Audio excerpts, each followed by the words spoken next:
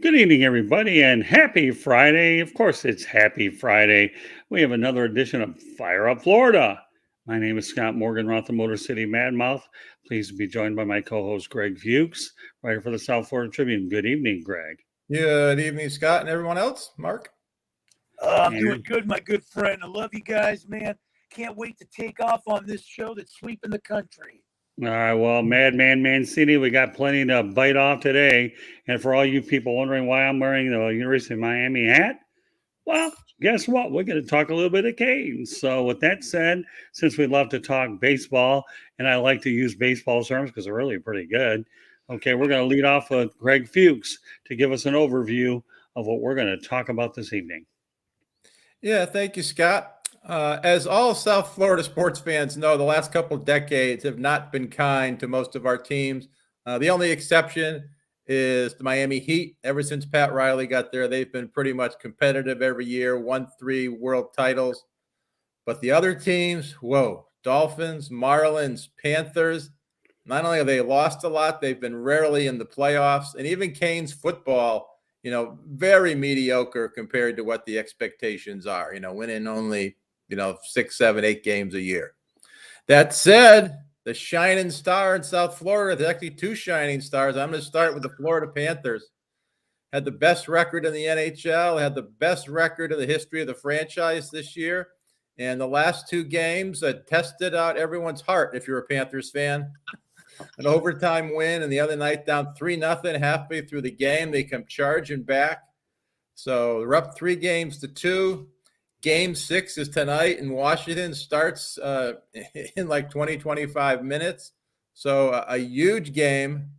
And I am hoping they keep on rolling, keep that momentum going. They just got to get the power play going. If nothing else, man, they haven't scored a power play goal, and Washington has scored quite a few. That's been the big difference in the series. Unfortunately, the Panthers still have a 3-2 lead.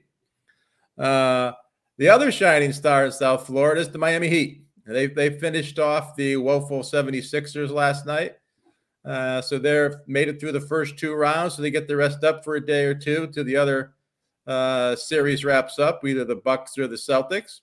And the Heat, to me, are just an amazing franchise. I mean, they might be the best-run franchise in all of professional sports. The culture they've developed, the players they developed, whether they be first-rounders like Hero and Adebayo, who they've turned into all-star level players. And then you have all the undrafted guys, the Max Struses, the Kendrick Robinsons, all those guys. They've turned them into useful players. Gabe Vincent also.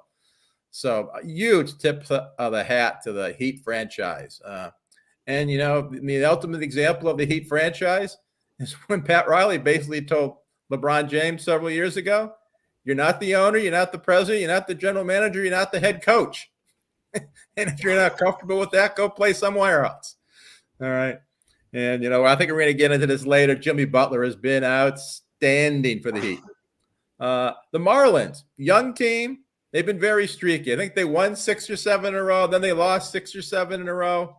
I am still bullish on the Marlins because I think they have an outstanding young pitching staff. Jazz Chisholm is blossoming into one of the best players in baseball. And there are 3 big power hitters, Garcia, Soler, and Jesus. I always forget his last name. Aguilar. None of them have gotten on track yet. So once those 3 guys start hitting, I am very bullish on how the Marlins are going to do. Speaking of baseball, and I'm not a huge college baseball fan, but the Hurricanes are the 6th-ranked team in the country. So it's good to see them rebound. They haven't been ranked that high in previous years. I skipped over the Dolphins, Miami, probably South Florida's favorite team. They're in the news this week. They signed Sony Michel. So now they got a 3-headed monster at running back, Mostert, Edmonds, and Michel. I'm not sure how they're going to divvy up the workload, but McDaniels has always dealt with using 2 or 3 running backs at the 49ers. One of them is bound to get hurt, so you need depth, and they still have Myles Gaskin on the team. So I thought that was an excellent signing by the Dolphins. And the last thing, Canes football, they finished their spring practices. Everyone was pretty bullish on the team. And the ACC media this week voted who do they think is going to win the Coastal and the other division, who are the best teams in the ACC. And other than Clemson, They have the Canes as the second best team in the ACC this year, have them winning the Coastal Division. I think everyone is very bullish on the difference Mario Cristobal is going to make. And Miami's bringing back one of the best quarterbacks in the country in Tyler Van Dyke. So Canes fans, as usual, are setting their expectations very high. I don't think they're a national title contender, but if they're not in the top 20 for most of the year, I will be disappointed. All right. Hey, Greg, you know what? That's a fantastic overview. Sets us up very nicely. Thanks. Well done, Greg. All right. So with that said, let's go back to the top. Florida Panthers. To me, there's only one word that really describes these guys: resilient. Because that's exactly what they are. They haven't won a playoff series, I believe, since 1996. So should they overtake the Washington Capitals, they're getting rid of a big gorilla off their back.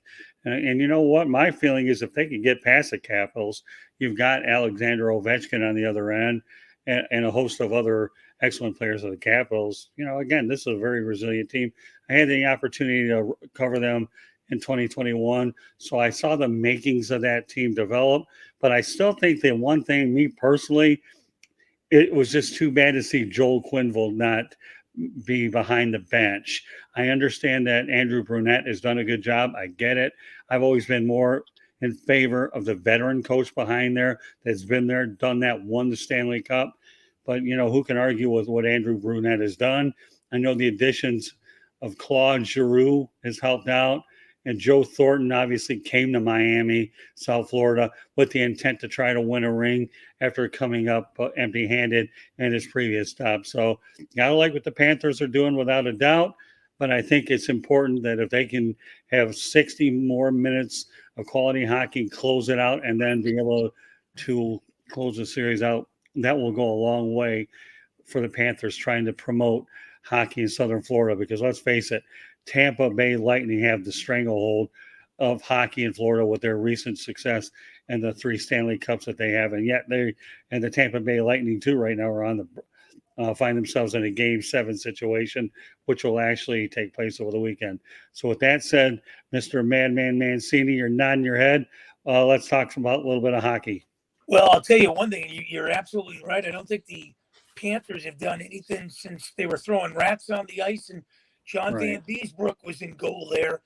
But when you look at this, and I've always said this with hockey being my favorite sport, you can sneak up on a lot of teams in the regular season.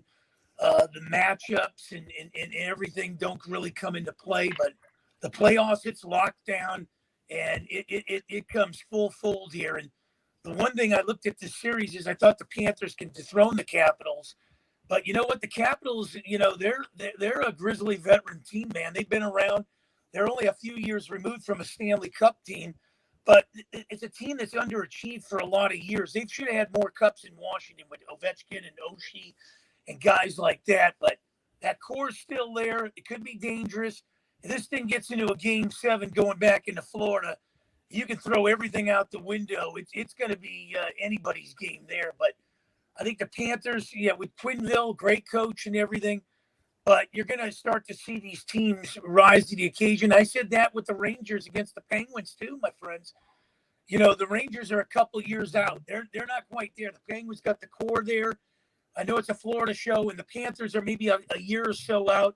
But these teams like the Capitals and Penguins are always hanging around year in and year out. Yeah, if there's one thing about the Panthers before we shift topics here. Like the Heat, they have done an outstanding job developing that roster. I mean, they traded for the 2 Sams, Bennett and Reinhart, and then they picked up some guys off the radar for the most part. Carter Verhaeghe, Gustav Forsling, Anton Lundell. He was a first-round draft pick, but he wasn't a high pick, and he's an absolute home run. So phenomenal job adding players to that roster. Well, I'll tell you, got a great goalie too, Borowski. Yeah, but I'll tell you what, if I had my choice to put a goaltender between the pipes of the Panthers, Roberto Luongo to me is the guy.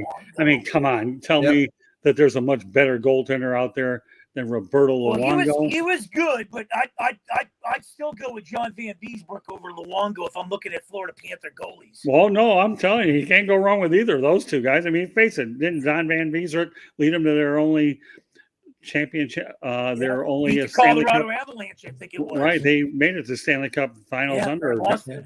I mean, under my recollection on Luongo was, I just remember so many times the announcers would say at the end of the game, "We didn't deserve to win. Luongo stole us another win." Yeah, So I love Van Beesbrook. I would take Luongo if I had a choice. well, there's a reason that his number. Luongo over to Vancouver, and his wife didn't like Vancouver, so then he came back to Florida. Right, but there's a reason why his number's retired at Florida Live Arena. Okay, I don't know how many other ones are retired yet, but that's to be determined down the road. But if you're going to start with one, the first one, it should be number one, Roberto Luongo. But yeah, I mean, they've done a good job building a lot of pieces. You know, you have cornerstones like Alexander Barkov and then Jonathan Huberdeau, and the list goes on and on. But let's face the reality, they're poised, and we'll see. It's about closing the deal is really what it is. And we'll see where it goes. So we'll have more information as the night goes on. So on to the next thing we're going to talk about is the Miami Heat. My God, I mean, what can I tell you? You said it yourself, Greg. You got Pat Riley building a culture here. Jimmy Butler, Dwyane Wade. You know, I mean, come on, really? Unbelievable. I'll tell you this, guys. Covering the Clippers for a lot of years, I got to talk to Greg Popovich, who everybody thinks he might be the best coach, or Phil Jackson, who a lot of people think he might be the best coach. Never interviewed Pat Riley, but growing up, man, Pat Riley, the slick hair, the Hollywood look, he had built, championships wherever he went. And if John Starks could hit them jumpers with the Knicks, he would have had a championship in New York. And you're right, Greg, breaking it down, the Heat from Mickey Aronson on down to, Pat Riley and running this with Eric Spoelstra. They did show LeBron the door there, and people have been reluctant out here in Los Angeles to show LeBron the door because he seems to come in and dictate what's going to happen. But Pat Riley said, hey, we're not going to get rid of a coach. You can go back to Cleveland or you can head on to L.A. And let me tell you, the Heat with the 3 titles, I got to know Udonis Haslem over the years, and that flare-up this year between him and Butler, they squelched that right up. They kind of did it like a New England Patriot thing. They put that thing behind in the locker room. There was no more murmuring on that thing. Any other organization that would have filtered, it would have been drama queens all over the place. I'm glad the way they handled that with Udonis Haslem, who's a class act, and Jimmy Butler, who's always been a class act. So, Greg, I have a question for you. Okay, This is only for you. Who's your all-time favorite Heat player? All-time favorite Heat player. Well, that is a good question. I try not to ask bad questions, but okay. I am a big fan of shooters. So, like, I love Steph Curry. When I think of shooting in the Heat, I think of Glenn Rice. So he was always one of my faves for Miami. All right, so Mark, do you have my favorite one? I'd have to say Dwyane Wade. Okay. Dwyane Wade was the Miami Heat, I think. So you got there was a lot of guys down there. Ronnie Cycli, and like Greg alluded to, Glenn Rice, and we've seen a lot of guys come through that system there. But when Riley stepped in there after, I remember the Heat were out here on a road trip. I think they had just lost to the Clippers, and they sent the Van Gundy boys packing there. Stan in particular, and he took over, led the team to the title that year, I believe. And, I tell you, man, Pat Riley's a genius wherever he went. I think between him and Jerry West out here in Los Angeles, they were the Lakers. All right, well, I'll give you mine. How about Alonzo Mourning? Yeah. Yeah. I once had an opportunity to, and there's a reason why I asked you this question. I once had an opportunity to talk to Alonzo Mourning in the locker room because, covering the Pistons and the Heat, they were in the finals and conference finals all the time. And I'll never forget. I told Alonzo, I said, you know what, Alonzo, not only do I think you're a great player, but you inspire the living daylights out of me with your cancer and your kidney problems. And said, I just shook the guy's hand, said, you're incredible. And I'm just proud to be able to talk to you. He said that was really nice. He was the perfect culture guy for Riley. And Riley's rebuilt the Heat 3 or 4 times. I think the first time it was him, Mourning and Hardaway. Yeah, but let me tell you First what. place teams. Riley had an affinity for Mourning, said he wanted that title for Alonzo Mourning worse than anything he could ever have. So that's why I ran that question by you. But I'm glad we all three had different opinions on that. He pulled that caper with Mourning. I think it was on the start of the season. The day of the season, I think, or the day before the season is when he brought Mourning in from Charlotte, if I'm not mistaken. Maybe. Call it whatever you want. I just asked a direct question. We got three different answers, which obviously, and I'm glad we got three different answers. You go with Wade. He goes with Glenn Rice. Then you're going back ways. And by the way, Glenn Rice, former University of Michigan guy, had to get that Michigan plug in. After all, we do a show, Fire Up Michigan. There you go. There's a Michigan plug. And I'm going with Alonzo Mourning. All right. Off to the team that's playing this weekend. But what they've got going this weekend over at Marlins Park is they're celebrating the 25th anniversary of the World Series. Craig Counsell, obviously, is the manager for the Brewers. He was on the 97 team. In fact, I saw Kelly Sacco actually interview Craig Counsell, and then he ended up winning a championship, I think, with the Arizona Diamondbacks when I was living in Arizona. So at any rate, Greg, yeah, the Marlins have been streaky. I'm going to go by with what you said earlier, and I've seen them play a fair amount of times. They will go as far as that pitching staff will take them. I will take the Marlins starters all day long over practically any staff in Major League Baseball. And if anybody wants to refute me on that, attack me, I don't care. Doesn't matter. I've seen a lot of great arms between Sandy Alcantara, Pablo Lopez. And here's the worst thing about the whole thing.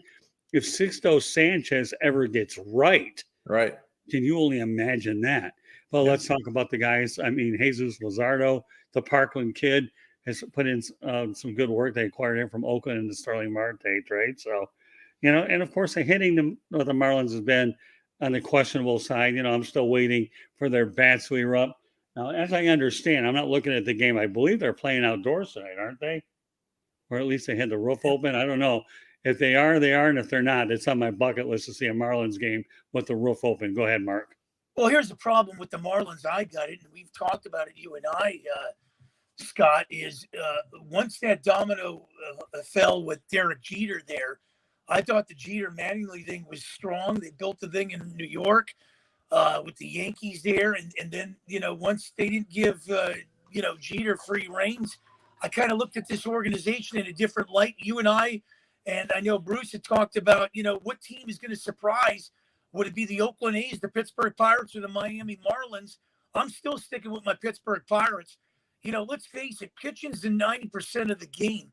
But the way the Mets are starting to make headway in that division, if they get any further ahead, it's going to be a catch-up. Watching the Phillies out here last night, man, they can't even hold a lead. Twice this year, they have blown 7-run leads. So, I think, if the Mets continue to play the way they're playing, this division could be sewed up. And then we're playing for wild cards and everything else like that. But I'll match my Pittsburgh Pirates up with those Miami Marlins. Yeah, well, let me point this out, Greg, and I'll turn it over to you in a moment. I'll tell you what, Jazz Chisholm to me is one of the most dynamic players I've ever seen. I love his charisma. In fact, he's a speed guy, so he can cover a lot of ground. But between Jazz Chisholm, Jorge Soler, Jesus Aguilar, and Avisel Garcia, and one guy I want to mention too is Miguel Rojas. And I'm going to go out on the limb right now with you guys, and during the final game of the year, I believe that down the road, Miguel Rojas will be a major league manager. In fact, and I'll tell you why I say that. I asked him about this when he was the acting manager because the Marlins decided to have fun with that last game. And I asked him, are you going to coach by your instincts or the analytics? And he looked at me like Miggy Wood, Rojas, by the way.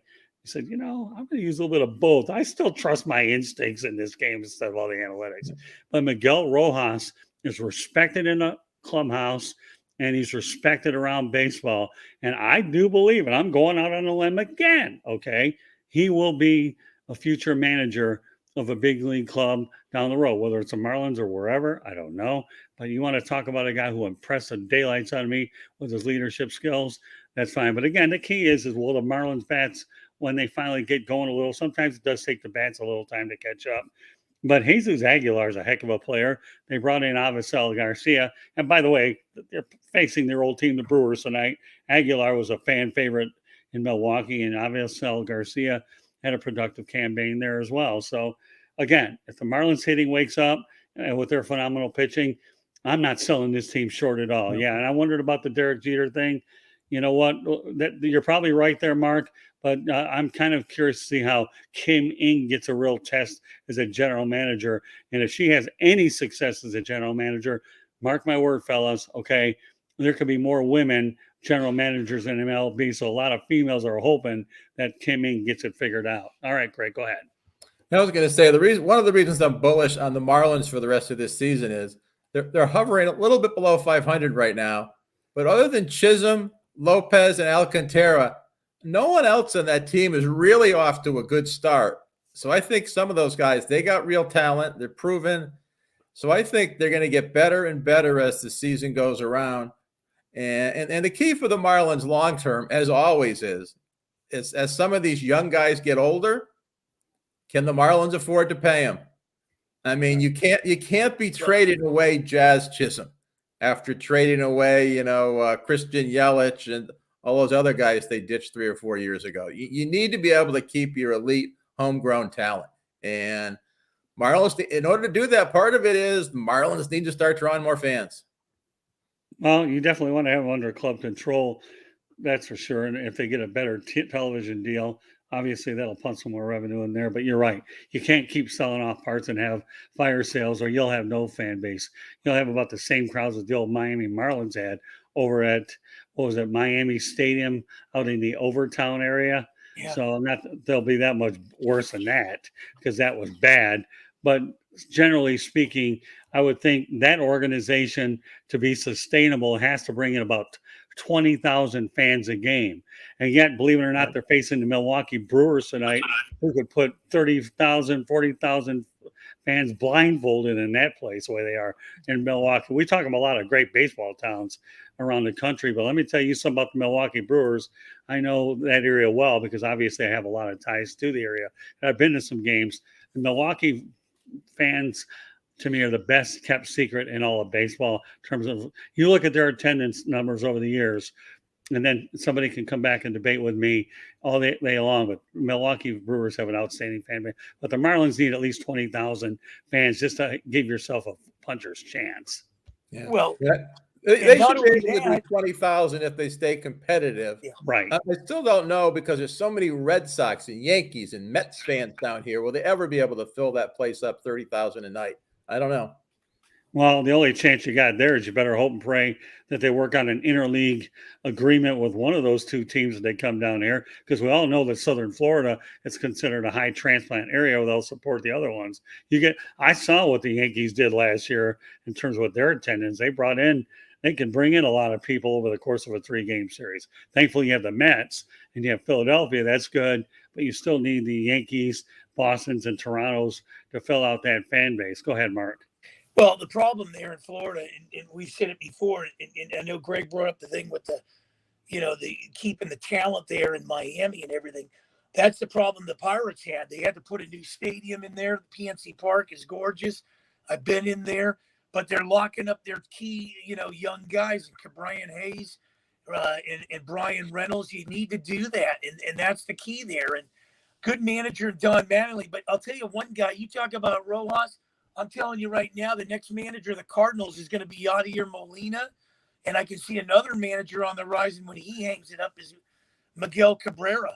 And I can see Miguel Cabrera in down there in Miami if they part ways with Don Mattingly, down the line. So keep your eyes on those two. But, yeah, I don't know why baseball hasn't done well in Florida. We talked about it on the Oakland show, you and I, Scott, along with Bruce. The problem is, I thought with the Cuban community and everything down there, it would have been a hotbed for, baseball and everything. Spring training was there. And, but, like you guys say, the transplants and everything, we're going to find out next year straight on here, because every team will start playing every team in baseball next year. So I don't know how the interleague is going to, resurface here, but starting next year, everybody's going to play everybody. So you're going to start to see, the stand-ins and the judges and all these guys come through. Well, I've always thought that the stadium location in Southern Florida works against the Marlins a lot. They took the best deal they could get, right, Greg? Is what they did. Yeah. But that's what they did when they tore down the Orange Bowl, and they took the best deal, banking on the Hispanics and the Cubans to support it a little bit more. Some people, when you go down to Miami to see a game, you really invest a lot of time if you're the average drive is 30 to 45 minutes alone dealing with the parking garages and the things you have to do. Whereas Tampa, St. Petersburg, that's simple. St. Petersburg to me has failed for a long time. If you've ever been on 275 in the Tampa Bay area, nobody from Hillsborough County wants to go there. They just simply need a new stadium in Hillsborough County. There's nothing wrong with the Tampa Bay area. The only thing that's wrong with that area is the stadium needs to be moved, and they need to do it pretty soon because that lease is up in 2027 over Tropicana Field, and St. Petersburg is going to have a leg to stand on. And if Tampa Bay area wants to keep a team out there, they better figure it out soon because the average ballpark is taking 2 or 3 years and billions of dollars to go ahead and do that. So the Marlins, I think location's part of it, but you're not going to tear this thing down because you're obviously on the hook for a while. Tampa, we know what the problem. I think that if you have competitive baseball with a stadium in a good, halfway decent area, you could do all right. So I'm not really saying Major League Baseball can't succeed in Florida.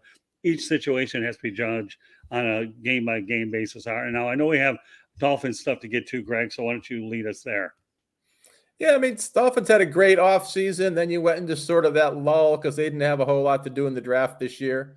But they needed another running back because for all the reasons I mentioned earlier. McDaniels likes to use multiple running backs, and running backs are probably the most likely position to get injured. So you need a bunch of them there. I was sort of hoping they'd bring back Philip Lindsay. I've always liked him, but I have nothing wrong with Sony Michel. I mean, when the Rams running backs Henderson and Akers got injured last year, he played extremely well. So I think, like I said, it's a three-headed monster, which is great for real football, terrible for fantasy football.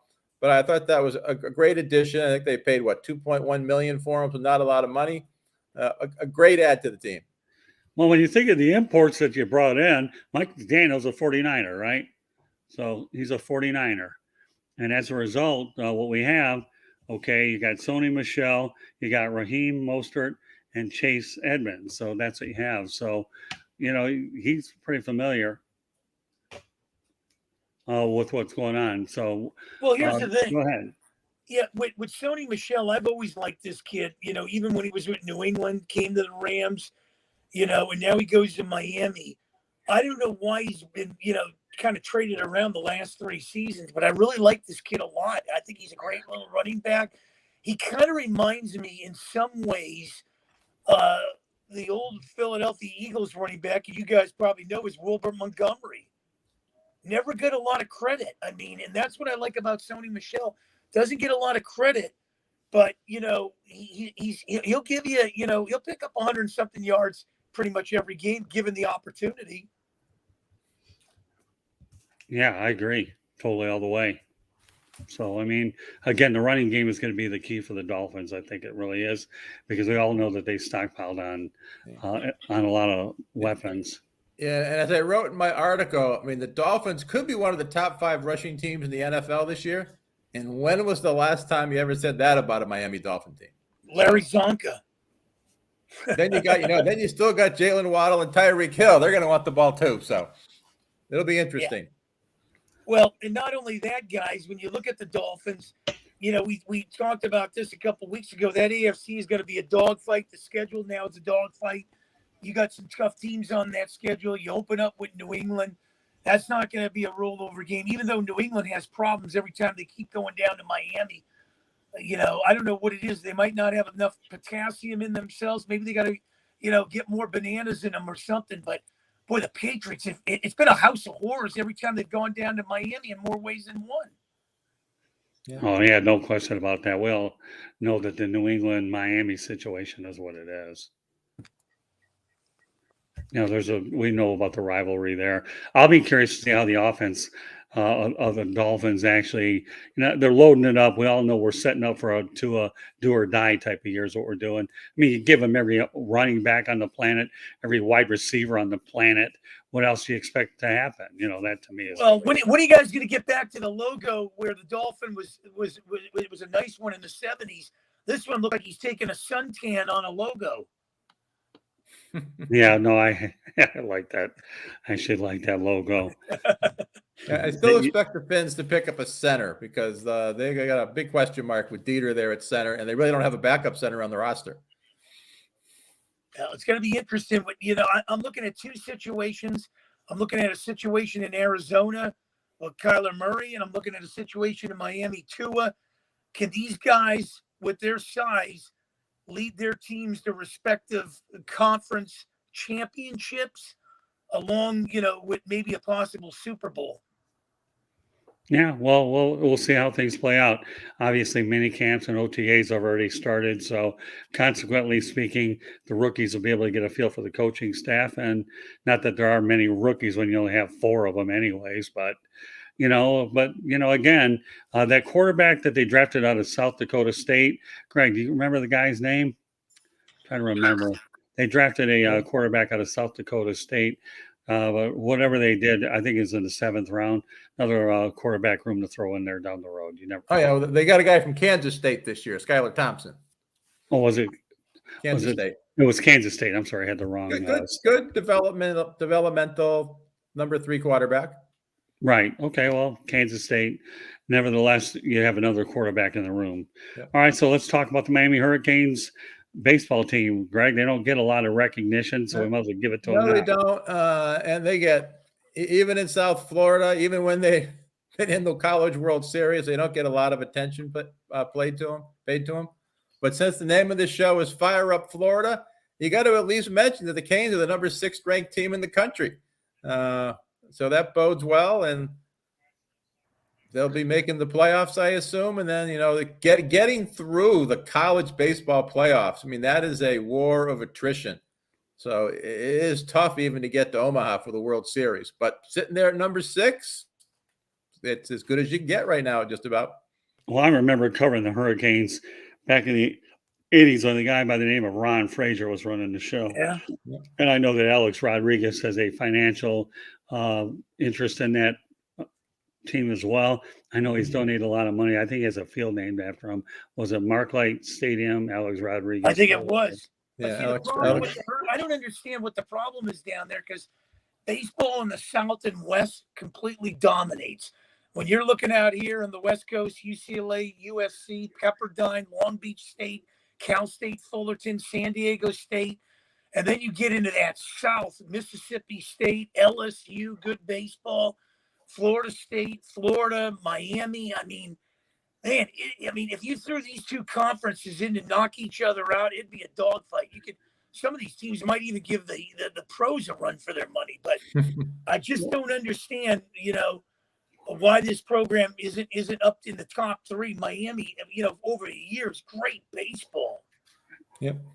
Well, I can probably answer that 2 ways. Either one, the rest of college baseball is catching up with them a little bit, or 2, let's face it, you know what?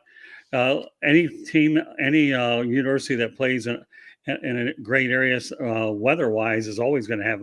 You can't knock out the Texases out there, the USCs that have dynamic programs through the years, and LSUs, as you talk about. Miami Hurricanes, don't forget about the Florida Gators either. I mean, they're pretty good, and Florida State. You have a lot of great programs in our state. Well, I think the premier program right now, it's been the bar. I'd have to say Vanderbilt. Oh, God, there's another one. Yeah, they produced a lot of great players as well. All right, and finally, Canes football, Greg. Yeah, one of the challenges about following Canes football in South Florida is everyone seems to be overly optimistic.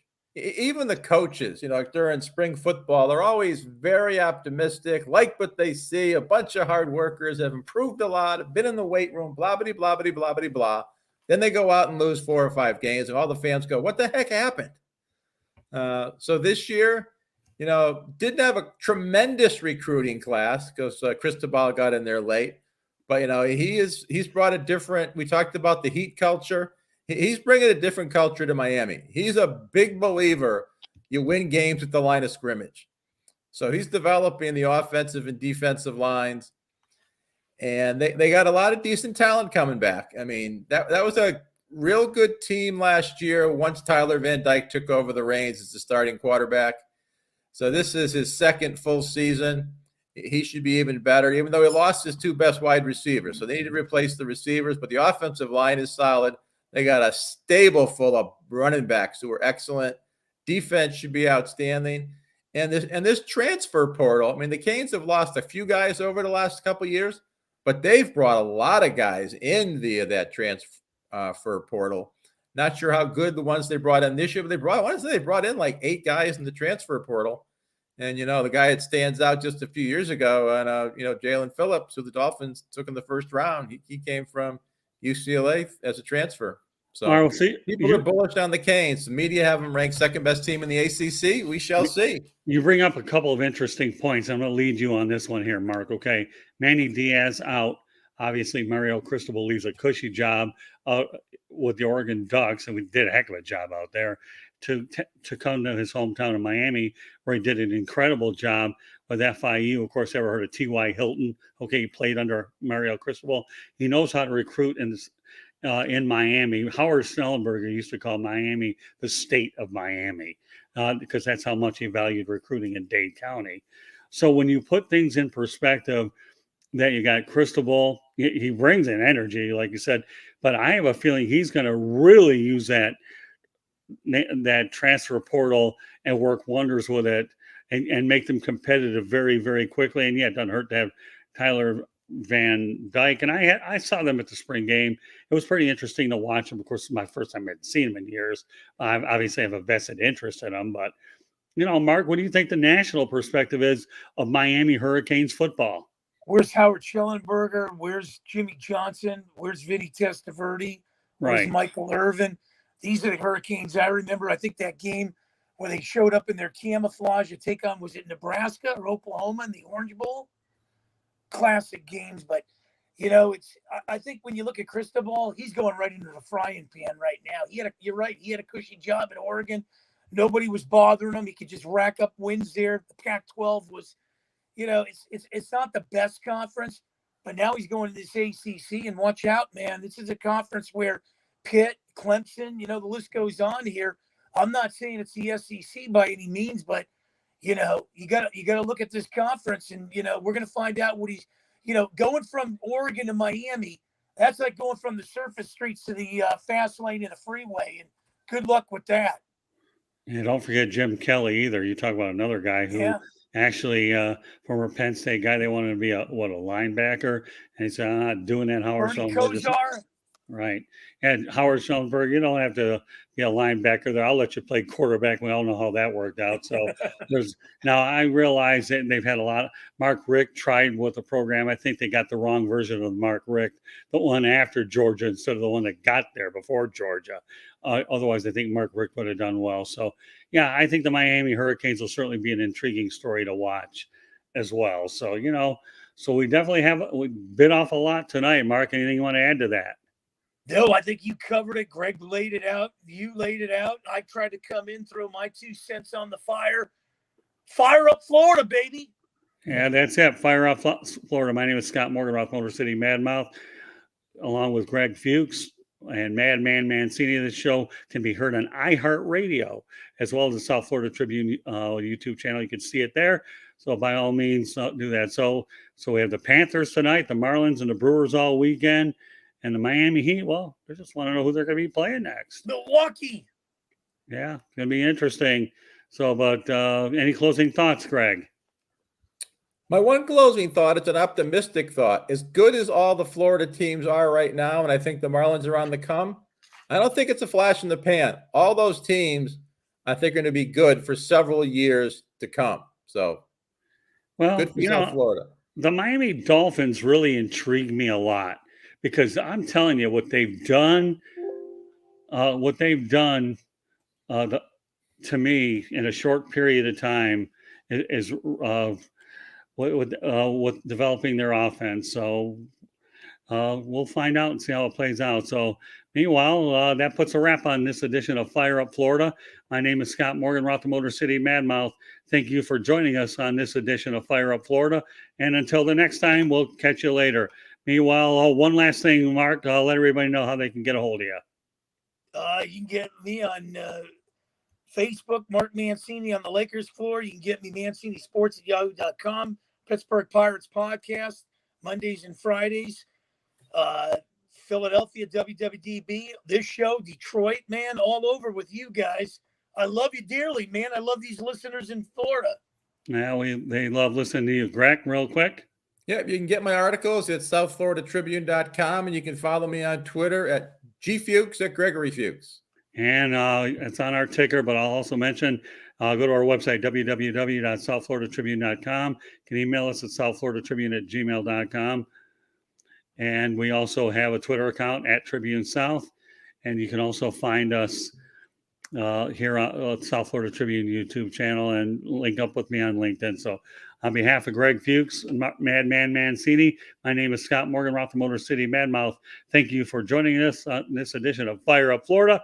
We will catch you the next time. Good night, everybody. Good night. Good night.